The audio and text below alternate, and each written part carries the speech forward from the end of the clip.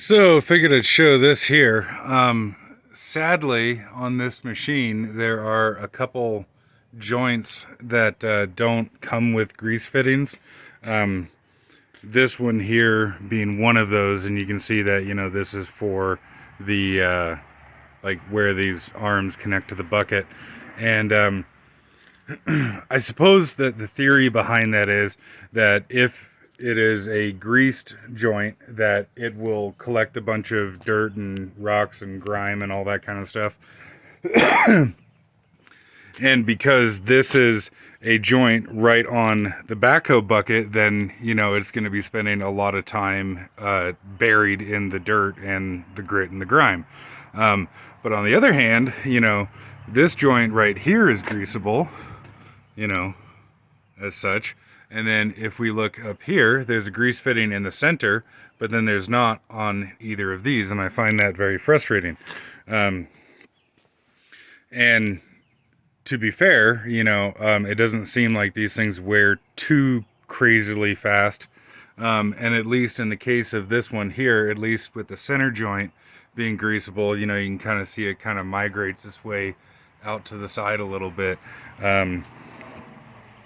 However, while I do somewhat understand the theory, I do, but I don't.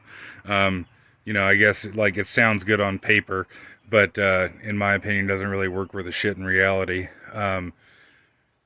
The if somebody is not greasing their machine frequently and they're greasing it just enough to get this oil film inside of here, then I can understand it potentially collecting more shit and everything. But the owner's manual for these things says grease them every 10 hours, and if the operator doesn't do that, then that's not the machine's fault. So what I am doing here is adding grease fittings. And so I drilled out the center there, and then actually took a little cutoff wheel and ground through the hardened bushing, because I don't have any drill bits capable of making it through this hardened bushing here. And so this part, what the actual arm is made out of is some type of casting, or maybe a forging, actually. I'm not, well, looks like casting, I suppose. So this part here is very, very easy to drill through, which you can see I have done on this one here. And then you can see just a little dimple in the center from the hardened bushing, and this bushing is quite hard.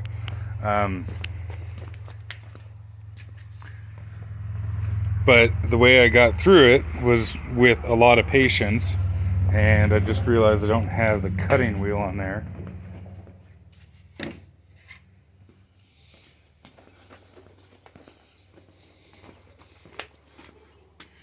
But got through with a lot of patience and a little Dremel cutoff wheel, abrasive wheel that fits in there. And, you essentially, in the one spot, like where it lines up with the grease fitting, you just grind all the way through the bushing there, and then I just made a really thin grease groove on the other portion of it, which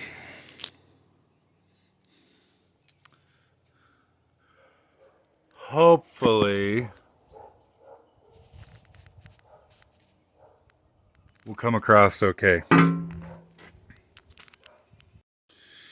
And then in my case, I just drilled and tapped it for 1/8 inch NPT, and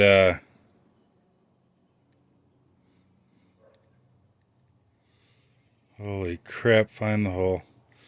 And then just thread in your grease fitting. And so this works for me and what I want to do. And, as you can see, I painted the bucket because for me this thing is, more of a lifting device, like, a jib crane, a knuckle boom crane more than anything. If you were digging in the dirt all day, every day, then I'd still do it to my machine. If I would just make a habit of actually greasing it every day. And Yeah, so I guess, this theory here works for a joint that wasn't intended to have a grease fitting in the first place.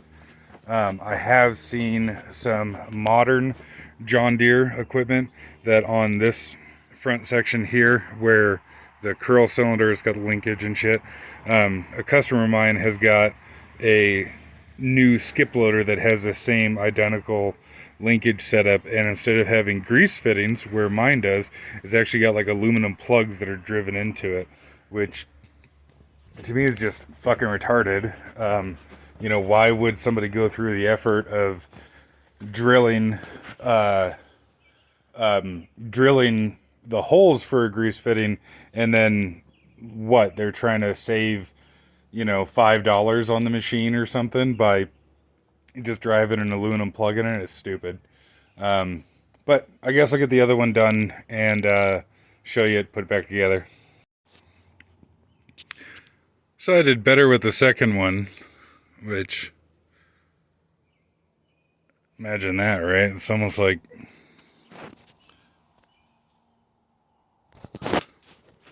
the more you do it, the better you get. But yeah, so that's all you need right there is just a little channel for the grease to get through. And there she is, all put back together. I'd like to get some more shims like this to just deal with this play, because that play just ticks me off. I was I was looking around at a couple like hardware suppliers, um, and I can get washers that are this inside diameter, but then it makes them a huge outside diameter. So I guess if somebody knows a place, that would be good to get to buy some shims from, because I'd like to get a fuckload and tighten up all the pins on the entire machine. Let me know. But see if she takes grease.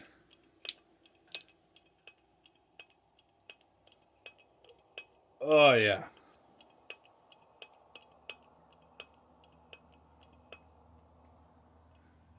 Yeah. See a little splooging out there.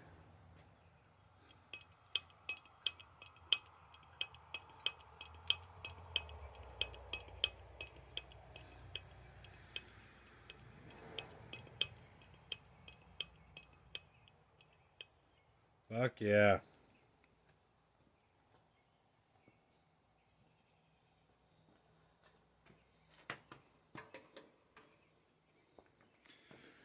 I wish that it came from John Deere with grease fittings on here, but this wasn't too bad in total.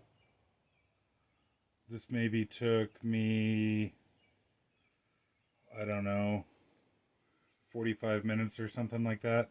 Um, if I had like a better cutoff wheel to get in there, then it'd go a lot faster. But wasn't bad at all. And I guess you can see in the video, yeah, you can, that I was using this position on the bucket there, but I switched to this position here, and it just changes the amount of leverage and how far back the bucket comes.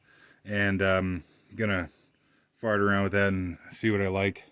Um, oh, right. So that was the other thing I was gonna say. Well, I'll move the machine. This grease fitting here, if it looked weird, what it is that it's a grease fitting that has like a little tire cap on it, essentially. Um, and I think I just typed in like 1/8" NPT grease fitting on eBay and was scrolling around and found those. But I like the idea of this, because if the face of the grease fitting here gets damaged, then it's more likely to leak. Like the grease coupler is more likely to leak on it. And I don't want to fuck up, the ball on the end of it. And of course, out here on the end, it can, brush up against things, trees or whatever. Of course, this would be really easy to knock off if you caught it on a rock or something like that. But I mean, that's true for any grease fitting. You could rip any grease fitting off easily. But These were pretty expensive. I think they were like $3 a piece or something like that. Which on one hand, like, I can't machine these myself or whatever, so I guess that's not too bad of a price. But compared to normal grease fittings, it was expensive. But I do really like them, and yeah, found them on eBay.